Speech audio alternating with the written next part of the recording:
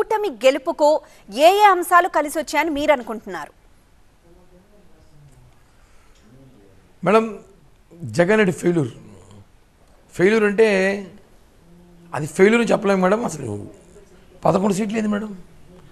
151 సీట్లు ఇచ్చి పరిపాలించమంటే ఎవరన్నా ఓడిపోతే 100 సీట్లకు వస్తారు, లేదా 90కి వస్తారు, లేదా 70కి వస్తారు, 50కి వస్తారు, 30కి వస్తారు.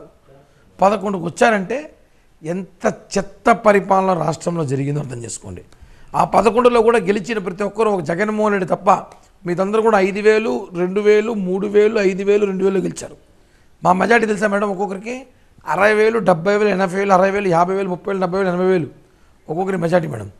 90,000, 95,000 కూడా మెజార్టీ పోయినాం మేము. అంటే ప్రజలు ఎంత కసిగా ఓట్లేశారు, ఎంత భయంతో ఓట్లేశారు. కేవలం ఎప్పుడు ఎలక్షన్ వస్తుందో కాసుకోరు మేడం. వీళ్ళు మేము పథకాలు ఇచ్చినాం, సంక్షేమాలు ఇచ్చాం, ఇవన్నీ కాదు మేడం. జనం అవి కోరుకోవట్లేదు. మంచి కంపెనీస్ ఈ రాష్ట్రం నుంచి పక్క రాష్ట్రం పోవడానికి ఉద్యోగాలు పోకూడదు, మన రాష్ట్రంలో ఉద్యోగాలు చేయాలి. అప్పుడే మన గౌరవం. మన రాష్ట్రంలో ఉద్యోగాలు, software companies, colleges, medical colleges కానివ్వండి, ఇవన్నీ కాదు. రాజధాని ఆంధ్రప్రదేశ్ రాష్ట్ర రాజధాని ఎక్కడ? 3 మేడం, 3. అదే మళ్ళీ వైజాగ్ షిఫ్ట్ ఇంకోటి. ఇవన్నీ జనాలు చూసి విరక్తి అయిపోయింది. స్థానిక నాయకులు దోచుకోవడాలు, ఇసుక నుంచి ఇసుక, మద్యం ఒక్కటి కాదు మేడం, మొత్తం దోపిడీ. దేవుడి డబ్బులు కూడా తిరుమలలో అయితే వెంకటేశ్వర స్వామికి అందరూ ఉండి డబ్బు చెల్లిస్తారు, అవన్నీ వైసీపీలు దోచుకెళ్ళిపోయారు. ఇవన్నీ కూడా దోచుకోవడం, దాచుకోవడం, కోట్లు సంపాదించేసి ఆ డబ్బుల నుంచి ప్రజలపైన చెల్లి ఎలక్షన్ గెలుద్దాం అనుకున్నారు. ప్రజల అద్భుతమైన గుణపాఠం, ప్రజలు మంచి తీర్పు ఇచ్చారు. సైలెంట్గా ఉండి వేసిన ఓట్లు ఎలా వేశారంటే నిజంగానే నిన్న ఆ ఫలితం చూస్తూ ఉంటే అసలు షాక్లోకి వెళ్ళిపోయినాం. ఇది నిజమైన అసలు టీవీలో ఆఫ్ చేసి ఆన్ చేసాం మళ్ళీ, అసలు నిజమైన రిపోర్టర్ కాదా, మళ్ళీ టీవీ ఏం ప్రాబ్లం అనేసి. అంటే ఆ రేంజ్లో వచ్చింది మేడం. నిజంగానే ప్రజలు విపరీతమైన కోపంతో చేసిన ఓట్ బ్యాంక్ ఇది.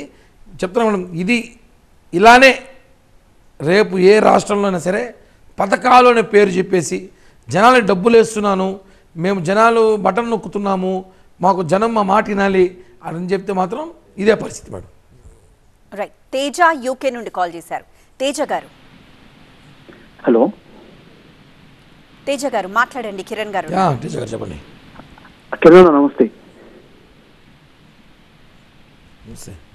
హలో తేజ గారు మీరు మాట్లాడండి. చెప్పండి. నమస్తే అన్న. ముందుగా మనం గెలిచినందుకు శుభాకాంక్షలు అన్న. నమస్తే బ్రదర్ అన్న. కానీ ఒకటన్నా, ఇది నువ్వు ఖచ్చితంగా ప్రెస్ మీద నువ్వు అడగాల్సిన మాట, ఎందుకంటే నేను నీకు చెప్తున్నాను. ఏంటంటే అనిల్ కుమార్ యాదవ్ గారు మా నర్సరావుపేట ఎంపీగా కనుక ఓడిపోతే రాజకీయ సన్యాసం తీసుకుంటానని, అది మూతి మీద మీసమే, నీ ఖచ్చితంగా రాజకీయ సన్యాసం తీసుకుంటావు అన్నారు.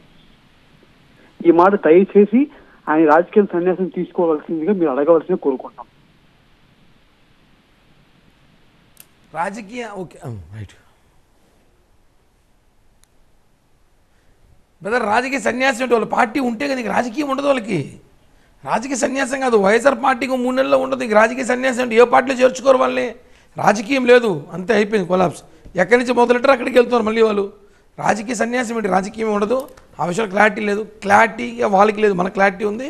ఖచ్చితంగా ఇప్పుడు పోటీ చేసి ఓడిపోయిన ప్రతి ఒక్క వైఎస్ఆర్ కాంగ్రెస్ పార్టీ నాయకులందరూ కూడా వేరే పార్టీకి ఎదురు చూస్తున్నారు. ఎవ్వరు చేర్చుకోరు.